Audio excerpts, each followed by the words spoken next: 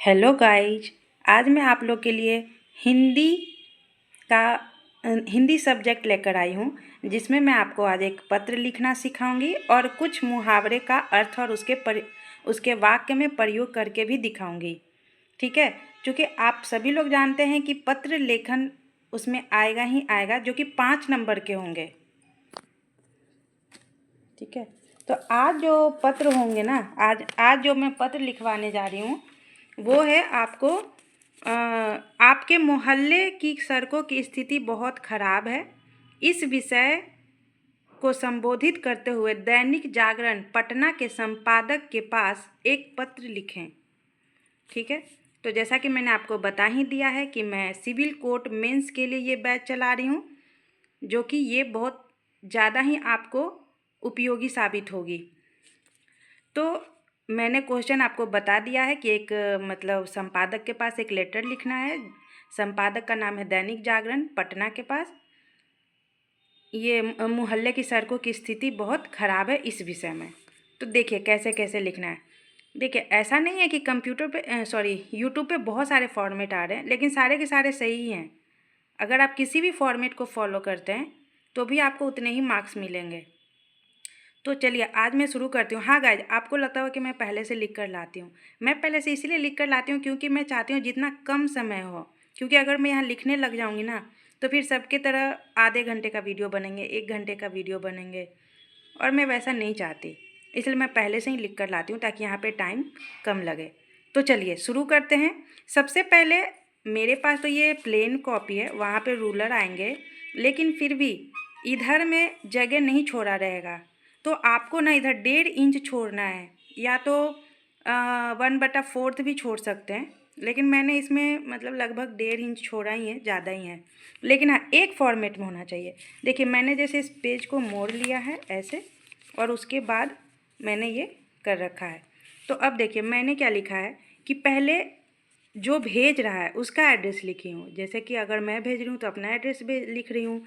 इसके पूरी, चूँकि यहाँ पे कोई नाम नहीं लिखा हुआ है क्वेश्चन में कि मतलब आपका नाम क्या है और या जगह का नाम क्या है, बस आपके मोहल्ला है। तो ठीक है, मेरे मोहल्ले एस के पुरी हो गए, कंकड़बाग पटना बिहार 26। आप कुछ भी लिख सकते हैं, अ ब स भी लिख सकते हैं, क ख ग भी लिख सकते हैं।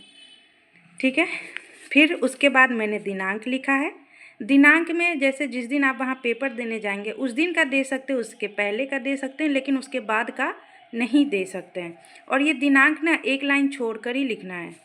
फिर उसके बाद अगर सेवा में आपको लिखना है तो लिखिए, नहीं लिखना है तो कोई बात नहीं। फिर ये लिखिए संपादक महोदय दैनिक जागरण पटना 20।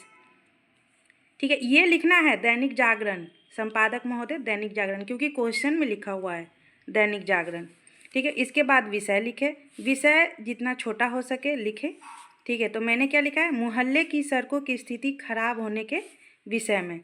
फिर यहाँ महाशय से शुरू करें। अगर महाशय में अगर कॉमा देते हैं तो आपको यहाँ से लाइन शुरू करना होगा, लेकिन अगर आप कॉमा नहीं देना चाहते हैं तो फिर ये लाइन यहाँ से शुरू करना होगा। ठीक है, तो देखिए अब मैंने क्या लिखा है बीच में, मोहल्ले की सड़कों की स्थिति के खराब होने के बारे में लिखना है ना। तो क्या क्या हो सकता है, अब देखिए पहला फॉर्मेट क्या होगा। पहला, मैं आपके प्रतिष्ठित समाचार पत्र के माध्यम से सरकार एवं संबंधित विभागों का अपनी मोहल्ले की सड़कों की खराब स्थिति की ओर ध्यान आकर्षित करना चाहती हूँ। मैंने चाहती हूँ लिखा है, अगर आप लोग बॉयज़ हैं तो आप चाहता हूँ लिखें। ठीक है, ये चीज़ें ना आप इतना याद कर लें, इतना तक आप याद कर लें कि यही मतलब इतना ही लिखना है। मतलब जहाँ पे अब ज़रूरी थोड़ी ना है कि हमेशा मोहल्ले की सड़क ही ख़राब होंगे, हो सकता है कि पेयजल की भी समस्या हो सकती है और भी कुछ होंगे, यहाँ पे वही सब लिखना है। लेकिन ये जैसे हुआ ना, प्रतिष्ठित समाचार पत्र के माध्यम से सरकार एवं संबंधित विभाग, मतलब वो जिस विभाग को हम लिख रहे हैं, अगर वहाँ पे दिया हुआ रहेगा तो फिर वो लिख देना है। ठीक है, अब देखिए, अब ये हुआ हमारा इंट्रोडक्शन। ठीक, अब ये हुआ हमारा उसका पार्ट कि उसके क्या क्या कारण होते हैं। ठीक है, और क्या क्या मतलब उससे हमको परेशानी देखने को मिल रही है। तो अब यहाँ पे क्या है, हमारे मोहल्लों की सड़कों की जर्जर स्थिति हो चुकी है। सड़कों में इतने गड्ढे हैं कि पता ही नहीं चलता कि सड़क है या गड्ढा। ठीक है, आए दिन वहाँ दुर्घटनाओं की शिकायत मिलती रहती है। बरसात के दिनों में तो इसकी स्थिति और भी नारकीय हो जाती है। जल जमाव की स्थिति ऐसी हो जाती है कि कहाँ समतल है या कहाँ गड्ढे हैं, इससे वहाँ अत्यधिक दुर्घटनाएं होती रहती हैं। और ये दुर्घटनाएं शाम में और भी बढ़ जाती हैं, क्योंकि वहाँ मोहल्ले में उस समय अंधेरा हो जाता है। देखिए, ये हो गया आपका बॉडी पार्ट्स, ये हो गया इंट्रोडक्शन पार्ट्स, और ये हो गया लास्ट कंक्लूजन। ठीक है, अतः श्रीमान से निवेदन है कि मेरे इस पत्र को अपने प्रतिष्ठित समाचार में प्रमुखता से स्थान दें, ताकि जल्द से जल्द हमारी समस्या का समाधान हो सके। धन्यवाद। देखिए, इसमें मेरा नीचे जगह नहीं बचा था, इसीलिए मैंने ज़्यादा कुछ किया नहीं है। बस मैंने लिखा है धन्यवाद, उसके बाद लिखा है आपका विश्वासी, और नीचे क ख ग लिख ले या कुछ भी जो आपको मन करे अपना लिख ले। ठीक है, तो यही रहेगा लेटर का फॉर्मेट। और हाँ, अगर आपको यहाँ पे नहीं लिखना है ये, हाँ, तो आप डायरेक्ट शुरू कर सकते हैं। सेवा संपादक महोदय, दैनिक जागरण पटना 20 से विषय लिखें, फिर इतना सारा लिखें, और यहाँ जो है ना आपका विश्वासी, यहाँ से नाम लिखे अपना जो भी हो, क ख ग ब स, और फिर नीचे में यही लिखे, एड्रेस लिख दें, SK पुरी कंकड़बाग पटना 26, फिर दिनांक लिख दें, नीचे भी लिख सकते हैं। ठीक है ना गाइस। अब मैंने आपको क्या कहा था कि मैं इसमें आपके मुहावरे का अर्थ भी समझाऊंगी और उसको वाक्य में प्रयोग करना भी सिखाऊंगी। तो चलिए देखते हैं। देखिए, सबसे पहला क्या है, आग में घी डालना, मतलब क्या होता है, समस्या बढ़ाना। तो इसका वाक्य में प्रयोग कैसे कर सकते हैं, उसके कठोर शब्दों ने झगड़े में आग में घी डालने का काम किया। ठीक है। दूसरा है, कान में जू तक ना रेंगना, मतलब बिल्कुल ध्यान न देना। बार बार समझाने के बावजूद उसकी कानों में जू तक नहीं रेंगी। सांप भी मर जाए और लाठी भी ना टूटे का मतलब क्या होता है, दोनों ओर संतुलन रखना। जैसे उसने ऐसी समझदारी दिखाई कि सांप भी मर गया और लाठी भी नहीं टूटी। चौथा, आटे में नमक के बराबर, मतलब आटा में नमक के बराबर कितना कम है, मतलब बहुत कम।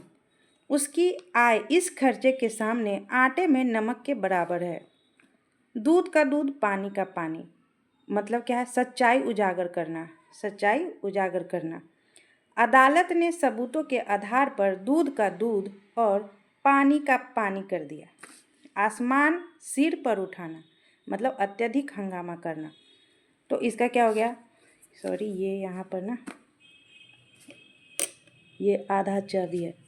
बच्चों ने घर में ऐसा हल्ला मचाया जैसे आसमान सिर पर उठा लिया हो। नाक में दम करना, सातवां, तो इसका होता है परेशान करना, मतलब शरारती बच्चों ने टीचर की नाक में दम कर रखा है। आठवां, दाल में काला होना, मतलब कुछ गड़बड़ होना। राम की बातों से साफ लग रहा था कि दाल में कुछ काला है। फिर है, खून का प्यासा होना, मतलब दुश्मनी रखना। वह व्यक्ति अपने दुश्मनों का खून का प्यासा हो गया। आँखों का तारा होना, मतलब बहुत प्रिय होना। वह अपने माता पिता की आँखों का तारा है। गगन चूमना, मतलब बहुत ऊंचा होना।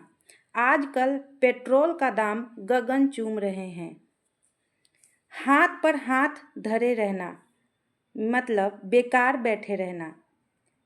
इसका वाक्य में प्रयोग इस तरह से करेंगे, आपदा के समय हाथ पर हाथ धरे रहना ठीक नहीं है। फिर हमारा 13वां है, नाक काटना, मतलब अपमान होना। उसके बुरे व्यवहार से परिवार की नाक कट गई। फिर है 14 है, पसीना पसीना होना, मतलब बहुत मेहनत करना या घबरा जाना। जैसे कि गर्मी के खेत में काम करते हुए किसान पसीने पसीने हो गए या हो गया। मन की मुराद पूरी होना, मतलब क्या है, इच्छाएं पूरी होना। जैसे कि वर्षों की मेहनत के बाद उसकी मन की मुराद पूरी हो गई। तो ये रहे हमारे एक पत्र लेखन और ये हमारे रहे मुहावरे, 10 हो गए मुहावरे और 1 हो गया पत्र लेखन। मैं आशा करती हूँ कि आपको ये वीडियो बहुत अच्छी लगी होगी। तो अगर अच्छी लगी तो कमेंट करें एंड सब्सक्राइब करें। मैं इस तरह की वीडियो और लाती रहूँगी। ठीक है guys, bye bye, take care.